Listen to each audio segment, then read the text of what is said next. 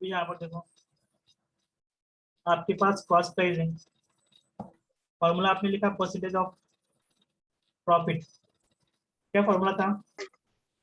Profit divided by cost price multiply by 100। तो आपको देखो एक्सपेंडिचर मिला कि जो आपका कॉस्ट प्राइस था वो था 3000 रुपीज। तो देखो profit divided by 3000 multiply by 100 and symbol of percentage. देखो two zeros get cancelled, 3 ones are 3 and this 1 zero is also get cancelled.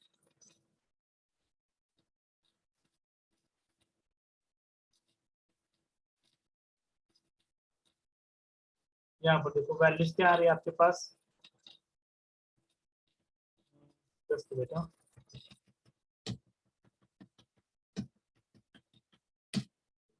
Profit है आपका 300, कॉस्ट प्राइस आपकी कितनी है 3000 मल्टीप्लाई बाय 100। ये 100%.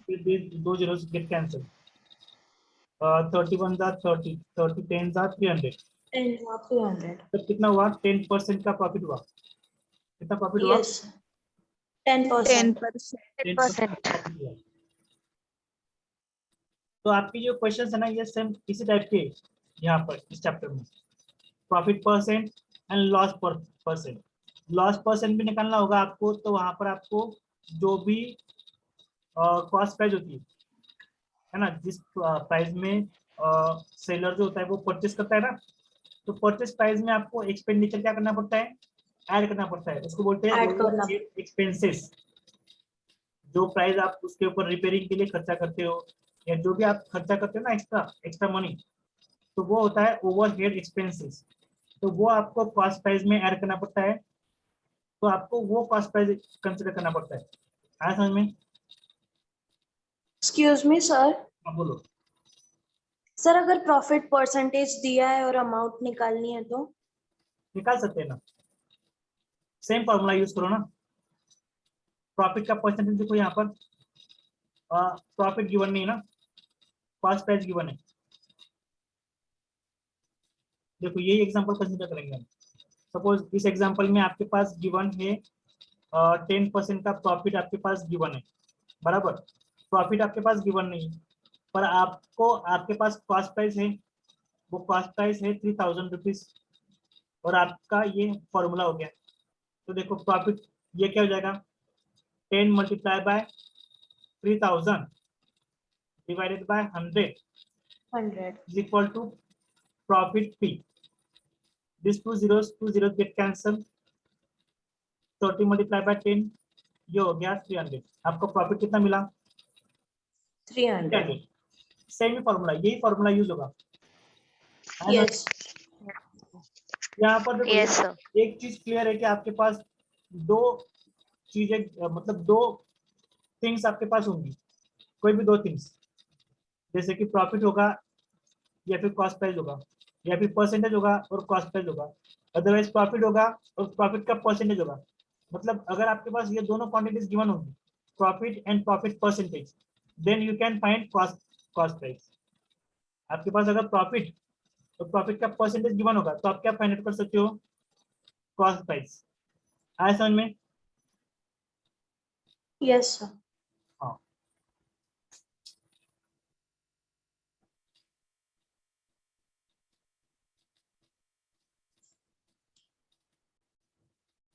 तो यहाँ पर कुछ एग्जांपल्स दिए, आप क्या करो आज जो भी एग्जांपल्स मैंने दिए ना उसको आप खुद सॉल्व करो। जो सॉल्व एग्जांपल्स है ना उसको आप खुद सॉल्व करने की कोशिश करो, और जो एग्जांपल यहाँ पे सॉल्व हुए उनको चेक करो, और अंडरस्टैंड नहीं हुआ तो कल मुझे वापस पूछो। पर एक बार आप क्या करो, जो भी एग्जांपल्स है उसको वापस एक बार स्टडी करो। ऐसा समझ में? First of all you try to Yes, solve, sir. and if it is not Yes. solved, check the answer where your answer is mistake. Okay. Yes, sir. और यहाँ पर नेक्स्ट कंसेप्ट है सेल टैक्स, और we can say value added tax, और we can say good and service tax. तो ये example हम समझ लेते हैं वापस कि क्या होता है sale tax, value added tax goods and service tax. Teacher show the class a bill in which the following dates are written. आपने बिल देखा होगा, बिल में देखो क्या होता है, बिल नंबर होता है, डेट होता है, देन मेन्यू, मेन्यू में क्या होता है, serial number, item, quantity, rate and amount होता है ना। Yes, sir. हाँ, यहाँ पर देखो bill amount plus service tax, यहाँ पर सर्विस टैक्स भी ऐड होता है। अभी आप जो कोई भी आइटम देखते हो, जैसे कि बुक प्राइस, बुक की प्राइस देखोगे आप, तो वहां पर होता है मैक्सिमम रिटेल प्राइस।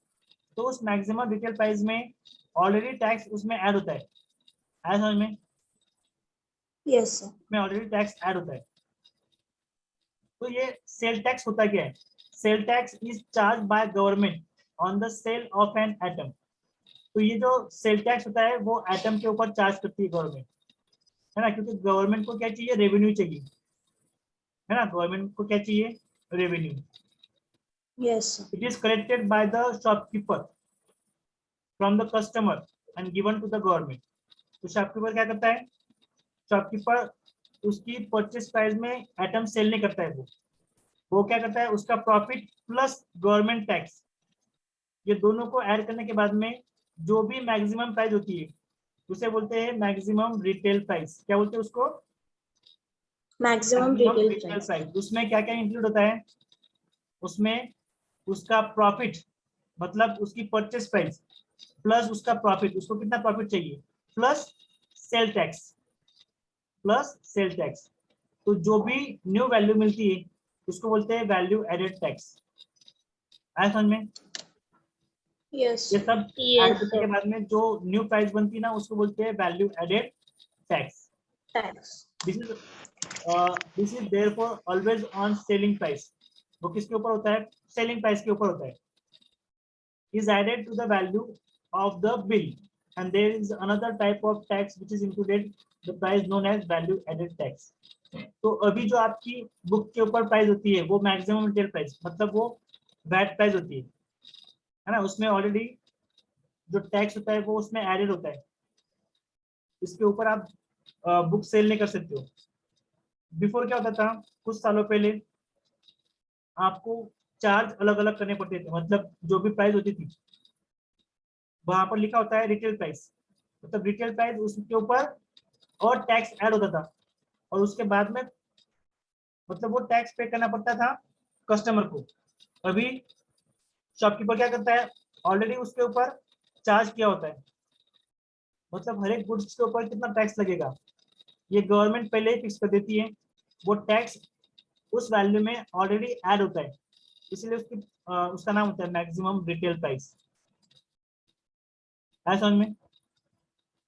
यहाँ पर देखो कुछ एग्जांपल है, हम उस एग्जांपल को समझ लेंगे कि उस एग्जांपल में क्या गिवन है।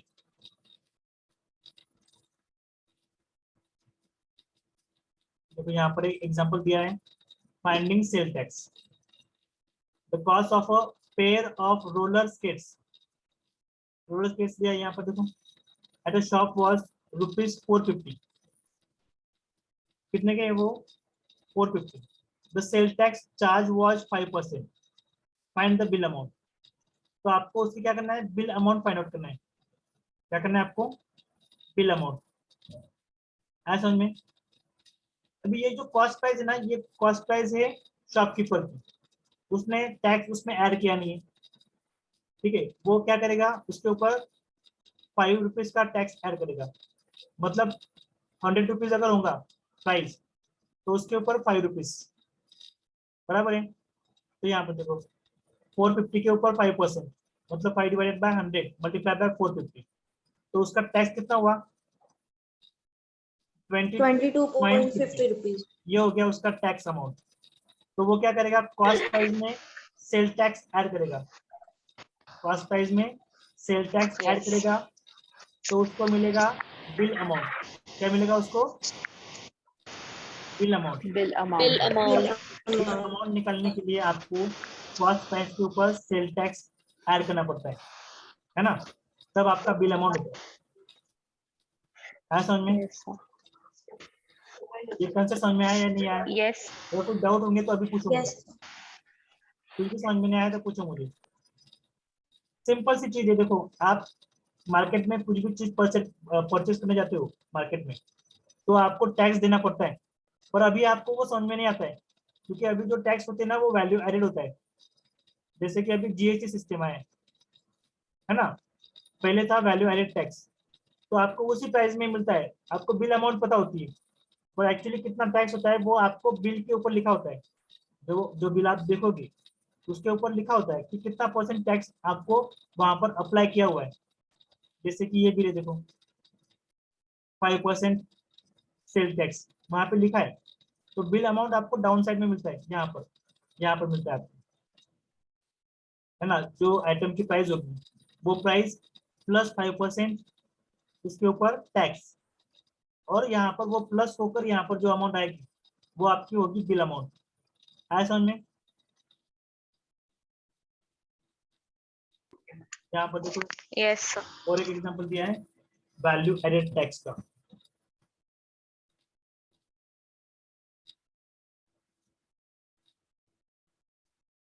इस एग्जांपल में क्या दिया है देखो, Waheeda brought an air cooler of ₹3,300 including a tax of 10%। उसने एक एयर कूलर परचेज किया, कितने रुपीज का परचेज किया? 3,300 का। उसके ऊपर कितने रुपए का टैक्स है? 10%। Find the price of air cooler before VAT was added. मतलब आपको जो बिल अमाउंट है ना उससे पहले वाली प्राइस चाहिए, मतलब आपको सिंपली क्या चाहिए? ओरिजिनल प्राइस चाहिए आपको। क्या फाइंड आउट करना है आपको यहाँ पर? Original price before Original VAT price. Added, ठीक है। तो यहाँ पर आपको इस क्वेश्चन को सॉल्व करने के दो अलग अलग मेथड्स हैं।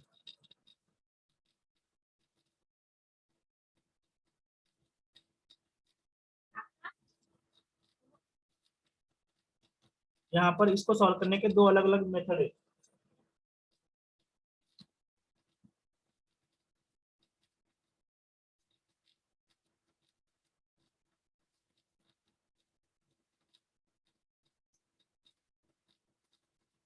यहाँ पर देखो, यहाँ पर दिया आपको Waheeda brought an air cooler for ₹3,300 including a tax of 10%। मतलब उसमें टैक्स इंक्लूड है, बराबर है। मतलब आपका ये कौन सा हुआ? बिल अमाउंट हुआ। ये क्या हुआ? Bill amount. बिल अमाउंट कितना है वो?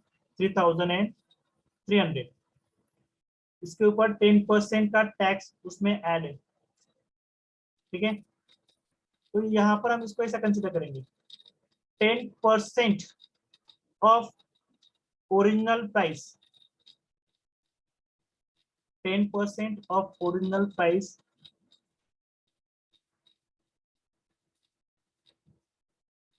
Sorry 10% of bill amount, 10% of bill amount कितना होगा वो? कितनी होगी इस पे 10%? ओरिजिनल अमाउंट आपको पता नहीं है, सपोज 10% ऑफ बिल अमाउंट। इस एग्जांपल को समझने के लिए आपको 10% को बाइफरकेट करना पड़ेगा।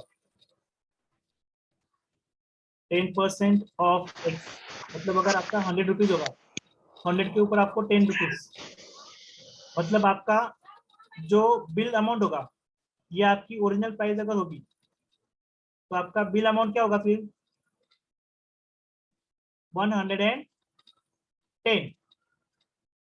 मतलब 100 रुपीज अगर होगा तो आपका बिल अमाउंट होगा 110। आया समझ में आपको ये?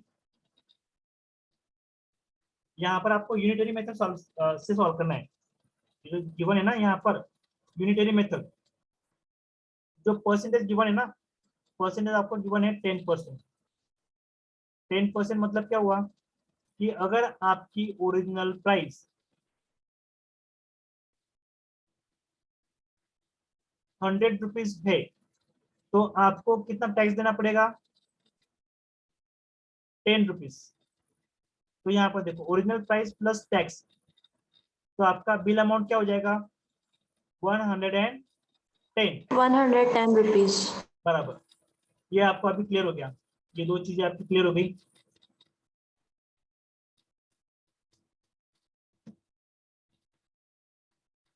तो यहाँ पर देखो यूनिटरी मेथड क्या होती है, यहाँ पर आपको दो प्राइसेस काउंट करना है, original price and bill amount. यहाँ पर अगर 100 रुपीज है तो यहाँ पर आपका बिल अमाउंट है 110। अभी यहाँ पर आपके पास क्या गिवन है, आपके पास देखो इस क्वेश्चन में गिवन है बिल अमाउंट गिवन है। बिल अमाउंट कहाँ पर है, ये देखो यहाँ पर बिल अमाउंट है, कितना है वो 3300। मतलब आपके पास ओरिजिनल प्राइस तो गिवन ही नहीं है, आपको वो निकालनी है वो ओरिजिनल प्राइस। ठीक है, करो इसको सॉल्व। यहाँ पर देखो 100 multiply by 3300 is equal to 110 multiply by X करके देखेंगे। देखो यहाँ पर एक्स मतलब क्या है, original price. 100 multiply by 3300 divided by 1100। देखो यहाँ पर ये जीरो कैंसिल, 11 वन जा 11, 11 थ्री जा 33, ये जीरो। यहाँ पर देखो ये हो गया आपका 3000 रुपीज। देखो आपको ओरिजिनल प्राइस मिल गई, मिली आपको ओरिजिनल प्राइस। सिंपल है ना, कितना सिंपल है। देखो आपने शुरुआत किया था 10% से, शुरुआत किया आपने 10% से। आपके पास गिवन क्या था पहले देखो, इस एग्जांपल को समझने के लिए आपके पास गिवन क्या था वो समझो। आपके पास टैक्स का परसेंटेज गिवन था, वो था 10%। और आपके पास क्या गिवन था, बिल अमाउंट था। बिल अमाउंट था आपके पास 3300। तो आपने शुरुआत किया टैक्स से, 10% टैक्स से, बराबर है। तो यहाँ पर देखो 100 के ऊपर आपने 10 रुपीज टैक्स लगाया, तो आपका बिल अमाउंट हो गया 110। मतलब ओरिजिनल प्राइस अगर 100 होगा तो बिल प्राइस क्या होगा, bill price, original price and bill price, तो बिल प्राइस हो जाएगा 110। अभी आपके पास क्या गिवन है, बिल प्राइस गिवन है आपके पास 3300, और आपके पास क्या नहीं है, ओरिजिनल प्राइस नहीं है। तो बस आपको क्रॉस मल्टीप्लिकेशन करना है। यहाँ पर बीच में आएगा इक्वल टू का साइन, ये देखो 100 मल्टीप्लाई होगा, ये देखो x मल्टीप्लाई बाय 110, और यहाँ पर ये 100 मल्टीप्लाई होगा 3300 से। इस मेथड को बोलते हैं यूनिटरी मेथड। मतलब आपको एक यूनिट की वैल्यू फाइंड आउट करना है, जैसे कि हमने 100 से कंपैरिजन किया। आया समझ में आपको ये मेथड? Excuse me, sir. हाँ बोलो। Sir, whatever you are writing that is not visible. Visible नहीं हो रहा है? No, Yes, sir. sir. So it is sharing now. Look here. Just 1 second, I will try to say stop sharing.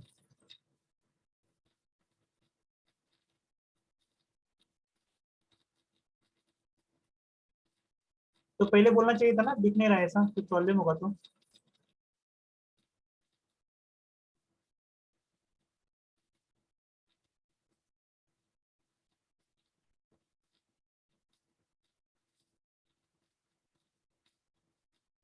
Hello, Yes, sir. Yes, sir. You can Yes, sir. जो भी concept है ना, मैं आपको वापस उसका रिकॉर्डिंग जो होगा ना वो भेजूंगा आपको, ठीक है? Yes, sir. Yes, Yes, sir. sir. Okay, sir.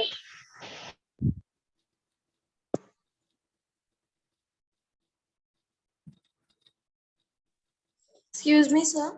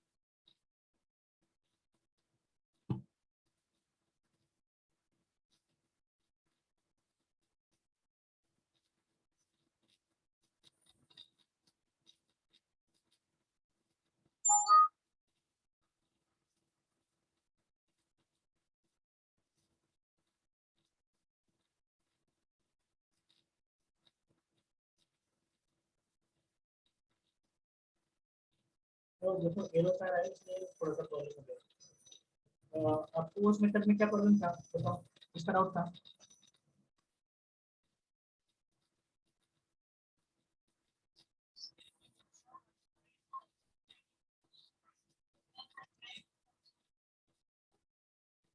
आपको जो परसेंटेज दिया है ना, जैसे कि देखो यहाँ पर दिख रहा है आपको, जस्ट मिनट में कैमरा थोड़ा सा चेंज कर दो। जैसे कि सपोज यहाँ पर दिया है, देखो यहाँ पर जो वैल्यू गिवन है उसमें आपको देखो यहाँ पर क्या दिया है, 10% दिया है ना, 10%। तो आपको 10% मतलब 100 से कंपेरिजन करना है आपको। अगर 100 रुपीज है तो 100 रुपीज के ऊपर 10 रुपीज क्या है, आपका टैक्स है। मतलब आपकी बिल अमाउंट क्या हो जाएगी, 110 रुपीज, बराबर है। अभी आपके पास क्वेश्चन में क्या गिवन है, बिल अमाउंट गिवन है ना, तो बिल अमाउंट की जगह पे आपने बिल अमाउंट लिख लिया, पर आपके पास ओरिजिनल प्राइस तो है ही नहीं, तो इसके नीचे आप एक्स लिखो। एक्स आपके पास वो नहीं है ना प्राइस, तो बस क्रॉस मल्टीप्लिकेशन करना है और इक्वल टू का साइन रखना है यहाँ पर। देखो 100 मल्टीप्लाई बाय 3000 है 300 इक्वल टू क्या हो जाएगा, 110 मल्टीप्लाई बाय एक्स करो और इस इक्वेशन को सॉल्व करो, आपको मिल जाएगा एक्स की वैल्यू। कितना सिंपल है। बस इस मेथड से सॉल्व करो आप, एकदम इजी हो जाएगा। ये लिख लो जल्दी से। यू आर राइटिंग और I will send on the group. आपको ग्रुप में सेंड करता हूँ मैं, ये जो लिखा है मैंने ग्रुप में सेंड करता हूँ, ठीक है। जो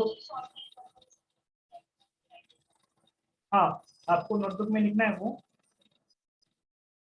और मतलब नोटबुक में लिखना मतलब क्या करना है आपको, वो एग्जांपल्स आप खुद सॉल्व करो। जब आप खुद सॉल्व करोगे तो क्या होगा, आपको डाउट्स आएंगे या फिर उसमें प्रॉब्लम्स आएंगे, बराबर है।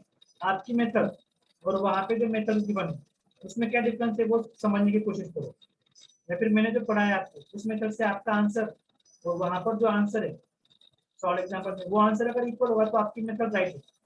मतलब आपको आंसर जो है ना, आंसर वेरीफाई करना है, जिस मेथड से हमने प्रैक्टिस किया वो मेथड और आपका आंसर।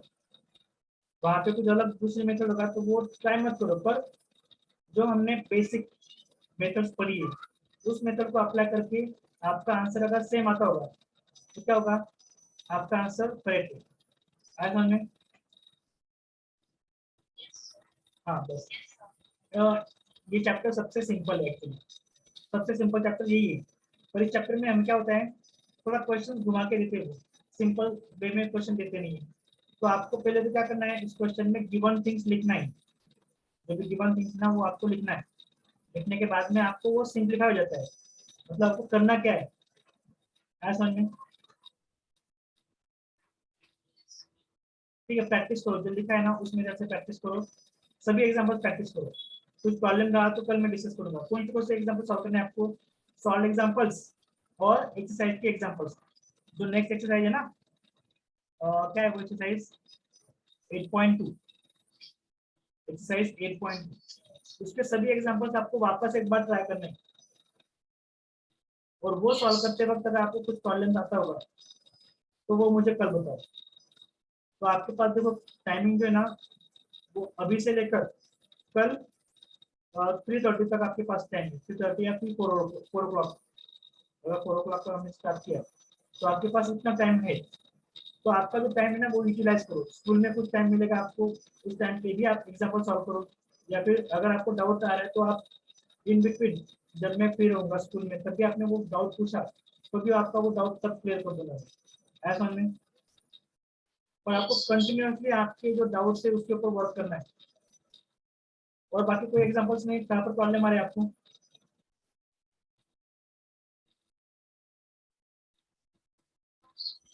बाकी कहीं पर प्रॉब्लम नहीं।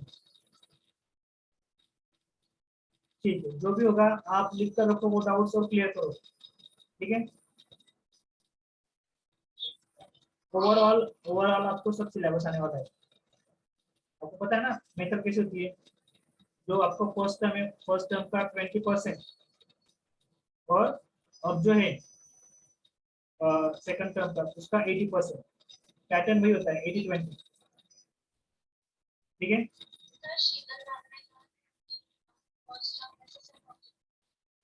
नहीं नहीं, वैसा कुछ नहीं है, मैं उनको क्लेरिफाई कर दूंगा, क्योंकि उनको शायद उन्होंने स्टेट बोर्ड में पढ़ाया होगा ना पहले, तो उनका माइंड में वो कंसेप्ट होगा। एक्चुअली आपका 20% में कुछ भी आ सकता है। वो क्वेश्चन 2 मार्क्स का भी हो सकता है, 3 मार्क्स का भी हो सकता है, या फिर 5 मार्क्स का भी हो सकता है। I will discuss and then I will tell. पर आपको प्रिपरेशन पूरा ही करना है, तो कुछ भी डिफिकल्ट नहीं है, आपने तो ऑलरेडी प्रिपेयर किया हुआ है। वापस एक बार आपको क्या करना है, उसका रिविजन करना है। रिविजन करना एकदम सिंपल होता है ना, क्या क्या उसमें होता है प्रॉब्लम्स।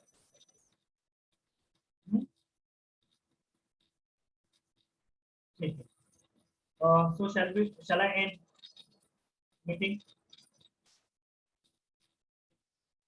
ओके, डाउट से तो आप ग्रुप में भी डाल सकते हो, अगर आपको कुछ डाउट है। आपने ग्रुप में भी डाला तो मैंने देखो लास्ट कल आपको मैंने वो मेथड्स, 2 अलग अलग मेथड से सॉल्व करके आपको भेजा था, है ना। तो इस तरह से भी आप आपके डाउट क्लियर कर सकते हो। पर्पस क्या है हमारा? आपके डाउट्स क्लियर होने चाहिए और कंसेप्ट अंडरस्टैंड होना चाहिए। अगर मैं पढ़ा रहा हूँ और इन बिटवीन अगर आपको कुछ डाउट से समझ में नहीं आ रहा है, तो आपको पूछना चाहिए। जब आप आपके डाउट्स पूछोगे तब मुझे पता चलेगा आपको अंडरस्टैंड हो रहा है या नहीं हो रहा है। सिर्फ मैं पढ़ा रहा हूँ और आपको अंडरस्टैंड नहीं हो रहा है, तो उसका कुछ भी मीनिंग नहीं है। आ रहा है समझ में? Okay, okay then bye, and do your work whatever you want. Bye.